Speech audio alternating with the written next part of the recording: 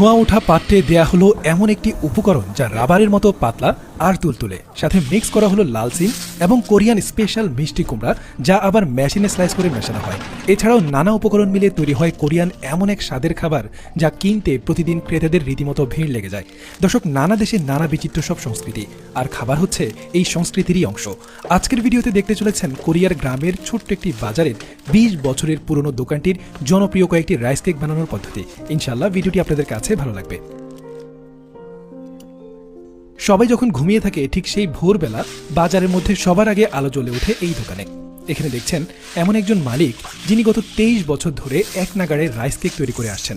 ওনার হাতের rice cake বলতেই পাগল এই এলাকার মানুষ। শুধু এই এলাকা নয়, দূর দূরান্ত থেকে মানুষ আসেন ওনার হাতের রাইস কেক খেতে। মালিক নিজ হাতে তৈরি করেন মসৃণ, মিষ্টি নয় এমন হালকা স্বাদের লাল সিমপুর। পুর তৈরি করতে অনেক সময় লাগে, প্রায় আধা দিন সময় চলে যায় শুধুমাত্র এই কাজেই। এই সময়েই অন্যদিকে তৈরি হয় চপচপে চালের রাইস কেকের মণ্ড। দর্শক, এবার চপচপের রাইস কেক তৈরির প্রক্রিয়াটি দেখি একবার। চাল ধোয়ার কাজ 2 ধাপে সম্পন্ন হয়। এরপর অল্প পানি দিয়ে চালটি আরও একবার মিহি করে পিষে নেওয়া হয়।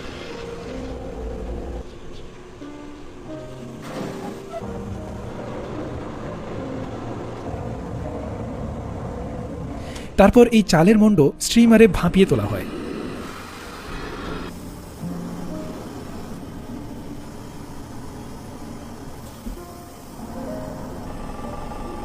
মাঝপথে তাতে চিনি ও মাল্টোজ সিরাপ যোগ করা হয়।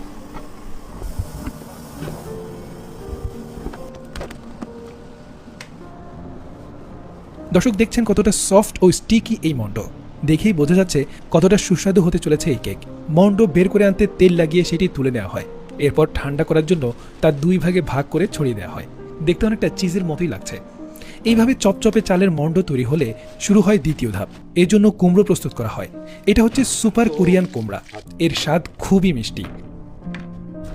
এটা চাষে কোনো কীটনাশক দেওয়া হয়নি, প্রাকৃতিকভাবেই ক্ষেতের মধ্যে বড় হয়েছে কুমড়াগুলো, এবং এতে বানানো রাইস কেকগুলো খুবই জনপ্রিয়।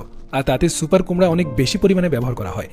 মালিক নিজেই ক্ষেত থেকে কুমড়োগুলো সংগ্রহ করেন, তাই তিনি তা হাতে খুলে বের করে মেশিনের মাধ্যমে ছোট ছোট টুকরোই কেটে নেন। দর্শক, ভেবে দেখেছেন কতটা অর্গানিক।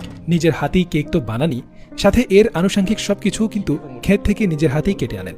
আসলে নিজের কাজের প্রতি ভালোবাসা না থাকলে এটা সম্ভব নয়। সাধারণত কোরিয়ানরা অনেক পরিশ্রমী হয়, এই বিষয়টা আমরা কিন্তু তাদের থেকেই শিখতে পারি।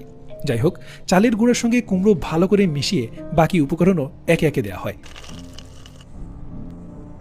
মোট 5টি উপকরণ মিশিয়ে তৈরি হয় বেস মণ্ড। সাথে পরিমাণ মতো সুগার অ্যাড করা হয়। উপকরণ বেশি দিলেই তবেই স্বাদ ভালো হয়, কম দিলে স্বাদ তেমন একটা লাগে না। দর্শক, এই পর্যায়ে